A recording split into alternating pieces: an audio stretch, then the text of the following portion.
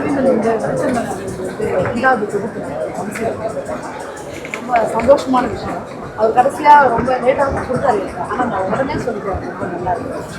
சில கதைகள் படிக்கும்போது இந்த தொகுப்பில் எனக்கு ரொம்ப அருமையான தருணம் அப்படிங்கிறத வாழ்க்கையில் எது சொல்லணும், தன்னை உணர்ந்து அப்படியான ஒரு உணர்தல் வந்து எனக்கு அவருடைய கதைகளில் ரொம்ப பிடிச்சி போய் அந்த இந்த 2 மாதத்துக்குள்ள நான் என் வாழ்க்கையில் சில விஷயங்களை மாற்றி அமைக்கக்கூடிய படைப்பாக அவரோட இருந்துச்சு.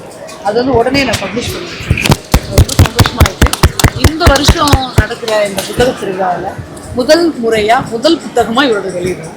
நீங்கள் நாளைக்கு நிறைய நடக்கும், ஆனால் முதல் புத்தகம் தோழரோடது அப்படின்றதுல பெரிய சந்தோஷம்.